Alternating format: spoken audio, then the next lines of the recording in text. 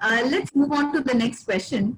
So, what is that one common skill that you have noticed in successful professionals that you've come across? Okay. There are so many, but since you have asked me one, the answer is, it's a no-brainer. To be very honest, it's very simple, but very important, as you mentioned, that most important skill. And the skill is communication. I am yet to come across a successful individual, whether a working professional or a businessman, with poor communication skill.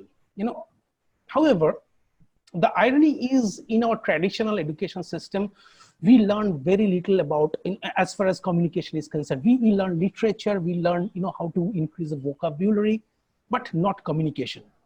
And communication is not just about how good a person speaks. An interesting thing about communication is, if a person is communicating while he is not communicating, while he or she is not communicating. One communicates when, through his silence as well, right? Let me talk about communication in a workplace environment. How many times, you mentioned that you have had also your share of experience in corporate world. How many times have you heard people saying, ये बंदा बोल बच्चन है and इसके लिए promotion मिलता है, हर साल promotion मिलता है, What are we doing here? What are we doing here? We actually look down on somebody's professional success and superior communication skills because we cannot match it. Yeah. So many people, including myself in my working days, who are unhappy because, they feel their good work was not recognized by their bosses, and they blame everybody, the boss, the culture of the company, the organization, for that, but themselves. The root cause lies in their own communication. Let me give an example.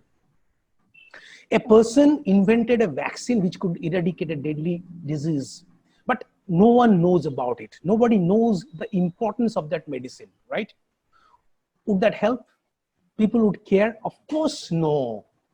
Communicating good performance is as much important as the good performance itself. But the unfortunate part is the working professionals work very little on communications. To them, I want to make a suggestion.